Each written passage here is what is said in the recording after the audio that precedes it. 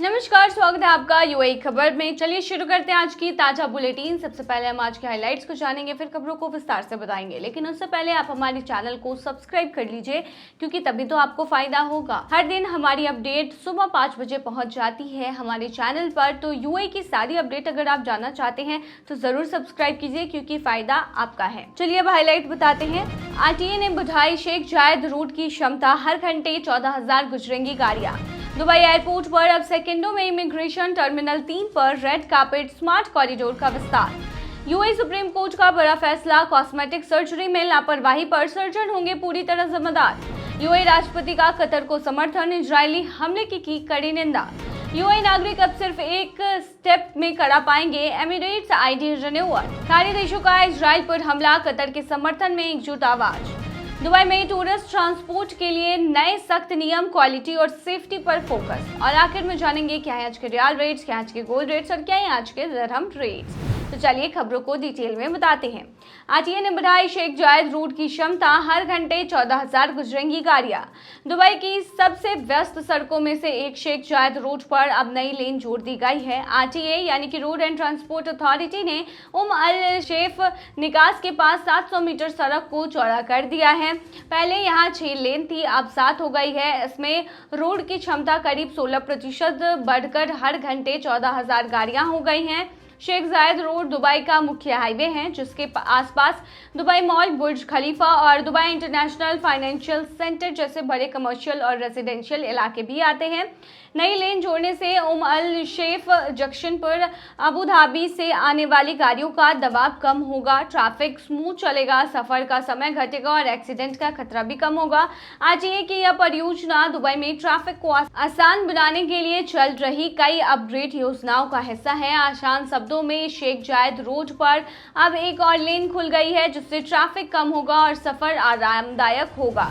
Dubai airport पर अब सेकंडों में इमिग्रेशन। टर्मिनल 3 पर रेड कार्पेट स्मार्ट कॉरिडोर का विस्तार। दुबई अंतर्राष्ट्रीय हवाई अड्डे ने अपने टर्मिनल 3 पर रेड कार्पेट स्मार्ट कॉरिडोर का विस्तार कर दिया है। अब यात्री बिना पासपोर्ट दिखाए और बिना किसी काउंटर पर रुके सिर्फ कुछ सेकंड में इमिग्रेशन की प्रक्रिया पूरी कर सकते हैं। ये पूरी प्रणाली आर्टिफिशियल इंटेलिजेंस और बायोमेट्रिक तकनीक पर आधारित है। यहाँ यात्री गलियारे से गुजरते रहते हैं और गुप्त सेंसर उनके चेहरे को स्कैन कर लेते हैं। इस कॉरिडोर से एक बार में 10 लोग गुजर सकते हैं और हर यात्री सिर्फ 6 से 14 सेकंड में पासपोर्ट चेक कर लेता है।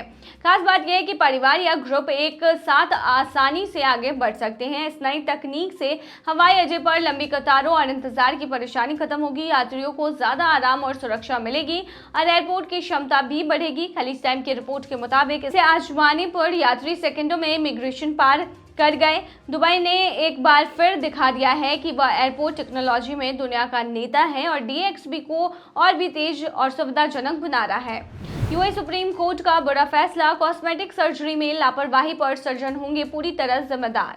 यूएई की सुप्रीम कोर्ट ने एक महिला की मौत के बाद कॉस्मेटिक सर्जरी को लेकर बड़ा फैसला सुनाया है। अदालत ने कहा है कि प्लास्टिक सर्जरी कोई जरूरी इलाज नहीं है, इसलिए अगर डॉक्टर इसमें लापरवाही करता है तो उसकी पूरी जिम्मेदारी होगी। यह केस उस समय सामने आया जब एक महिला की मौत बॉडी शेपिंग सर्जरी के दौरान हुई, क्योंकि डॉक्टर ने सही मेडिकल स्टैंडर्ड्स और जरूरी देखभाल नहीं दी। अदालत ने साफ कर दिया है कि डॉक्टर तभी सर्जरी करे जब उसका फायदा जोखिम से ज्यादा हो। सिर्फ मरीज की सहमति काफी नहीं है। अगर डॉक्टर ऐसे तरीके अपनाता है जिसमें मरीज का जरूरत से ज्यादा खतरा हो, मरीज को जरूरत से ज्यादा खतरा हो, तो उसे दोषी माना जाएगा।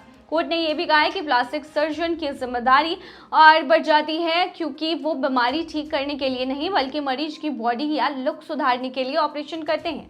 ये फैसला 1 सितंबर को जज मोहम्मद अब्दुल रहमान अल जर्रा और उनकी टीम ने सुनाया है। यूएई राष्ट्रपति का कतर को समर्थन, इजरायली हमले की कड़ी निंदा। यूएई के राष्ट्रपति शेख मोहम्मद बिन जायद अल नहयान ने कतर के अमीर शेख तमीम बिन हमद अल थानी को फोन पर हाल ही में दोहा में हुए इजरायल हमले पर बातचीत की। इस कॉल में शेख मोहम्मद ने साफ कहा कि यूएई पूरी तरह से कतर के साथ खड़ा है और उसके समर्थन में है। उन्होंने इजरायल के इस हमले की कड़ी निंदा की और कहा कि कतर को अपनी सुरक्षा संप्रभुता और लोगों की रक्षा के लिए जो भी कदम उठाने पड़े उसमें यूएई उसका साथ देगा। शेख मोहम्मद ने यह भी कहा है कि यह हमला सिर्फ कतर पर नहीं बल्कि अंतर्राष्ट्रीय कानून और नियमों का भी उल्लंघन है और इसमें पूरे क्षेत्र की शांति और स्थिरता का खतरा मंडरा रहा है। आसान शब्दों में कहें तो यूएई ने कतर को भरोसा दिलाया है कि वो हर हाल में उसके साथ खड़ा रहेगा और इजराइल के हमले का विरोध करता रहेगा। यूएई नागरिक अब सिर्फ एक स्टेप में करा पाएंगे एमिरेट्स आईडी रिन्यूअल। अब यूएई के नागरिकों के लिए एमिरेट्स आईडी कार्ड का नवीनीकरण या रिप्लेसमेंट करना बहुत आसान हो गया है। पहले जहां कई स्टेप्स से गुजरना पड़ता था, अब यह काम सिर्फ एक ही स्टेप में पूरा हो जाएगा। आईसीपी यानी कि federal authority for identity, citizenship, custom and food security ने बताया है कि अब बस आपको आवेदन भरना है और फीस जमा करनी है। इसके बाद आईडी का नवीनीकरण हो जाएगा। कार्ड की वैलिडिटी अवधि भी अब यूएई पासपोर्ट की तरह नागरिक की उम्र के आधार पर अपने आप तय हो जाएगी। पहले जो अतिरिक्त स्टेप्स थे जैसे पता भरना यानी एड्रेस भरना, डेटाबेस से दोबारा जानकारी डालना या अलग अलग फॉर्म भरना, उन्हें हटा दिया गया है। सरकार का कहना है कि यह बदलाव उनकी स्मार्ट सर्विसेज योजना का हिस्सा है ताकि लोगों का टाइम बचे, पेपर वर्क कम हो और प्रक्रिया बहुत जल्दी हो यानी आसान बन जाए प्रक्रिया। खाड़ी देशों का इजराइल पर हमला, कतर के समर्थन में एकजुट आवाज। खाड़ी देशों ने इजराइल की कतर पर हमले की कड़ी निंदा की है और कतर के साथ पूरी एकजुटता दिखाई है। यूएई सबसे पहले सामने आया और उसने साफ कहा है कि यह हमला कतर की संप्रभुता और अंतर्राष्ट्रीय कानून का सीधा उल्लंघन है। उन्होंने इसे गैर जिम्मेदाराना हरकत बताया जो पूरे क्षेत्र की सुरक्षा और स्थिरता के लिए बड़ा खतरा है। सऊदी अरब ने भी इसे क्रूर हमले की आलोचना करते हुए कहा कि वो कतर के हर कदम में उनका साथ देने के लिए खड़े रहेंगे और अपनी सारी क्षमताएं उसके लिए उपलब्ध कराएंगे। ओमान ने भी यही रुख अपनाया और इस हमले को खतरनाक वृत्ति का बताया जो क्षेत्र की शांति को बिगाड़ सकती है। कुवैत ने कहा कि ऐसे कार्रवाइयां सीधे तौर पर अंतर्राष्ट्रीय शांति को कमजोर करती है और संयम व संप्रभुता के सम्मान की जरूरत को और भी अहम बना देती है। सऊदी और जॉर्डन के नेताओं ने कतर के अमीर शेख तमीम को फोन पर हमले की निंदा और इसे कायराना कदम बताया है। गल्फ कॉरपोरेशन काउंसिल ने भी साफ कर दिया है कि उसके सभी सदस्य देश कतर के साथ खड़े हैं और इजरायली कब्जे की ऐसी हरकतों के खिलाफ एकजुट होकर उसका साथ देंगे। आसान भाषा में कहे तो पूरे खाड़ी ने एक सुर में कतर का समर्थन किया है और इजरायल की कार्रवाई को गैरकानूनी, खतरनाक और निंदनीय बताया है। दुबई में टूरिस्ट ट्रांसपोर्ट के लिए नए सख्त नियम, क्वालिटी और सेफ्टी पर फोकस।